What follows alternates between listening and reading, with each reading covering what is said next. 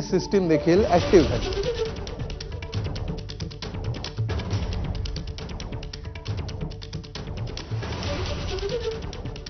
तर पाकिस्तानकडून अगोदर 15 ठिकाणी हल्ले करण्याचा प्रयत्न झाला होता। भारताच्या एअर डिफेन्स सिस्टीमने हे हल्ले हाणून पाडलेले होते आणि त्यानंतर पुन्हा एकदा पाकिस्तानकडून आगळीक होताना दिसते आहे। सध्या आपण बघतो आहोत या वर्तुळांमध्ये कशा प्रकारे पाकिस्तानकडून आलेले ड्रोन्स जम्मू काश्मीरच्या परिसरामध्ये घिरट्या घालतायत।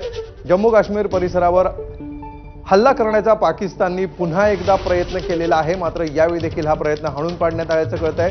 काउंटर ड्रोन सिस्टीम अलर्ट मोडवर आहे आणि त्यामुळे या ड्रोननी भारताच्या हद्दीमध्ये प्रवेश करता क्षणी ही सिस्टीम ऍक्टिव्हेट झालेली आहे आणि या ड्रोनला टिपण्याचं काम सुरू झालेलं आहे। आणि या सगळ्याची जी लक्षणं आहेत त्या लक्षणांवरून हे स्पष्ट होत आहे सध्या की पाकिस्तानकडून हा हल्ला करण्यात आलाय, ज्याला भारताकडून प्रत्युत्तर दिलं जात आहे। कारण हे प्रत्युत्तर देताना एअर डिफेन्स सिस्टीम ऍक्टिव्ह झाली आणि त्यामुळे इथे सायरन वाजलेले आहेत आणि ब्लॅकआउट देखील झालेलं आहे। अधिक माहिती देतात आमचे प्रतिनिधी सोमेश कोलगे। सोमेश, या क्षणाचे काय अपडेट्स आहेत जम्मूमध्ये?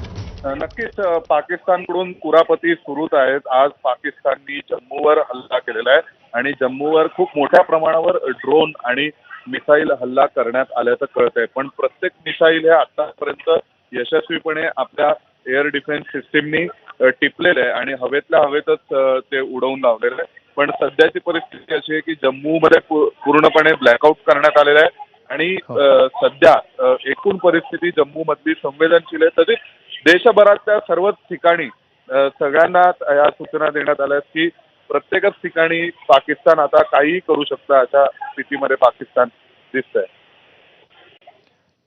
सोमेश, या ठिकाणी काही स्फोटांचे आवाज सुद्धा ऐकू आल्याचं कळतं आहे। कदाचित हे ड्रोन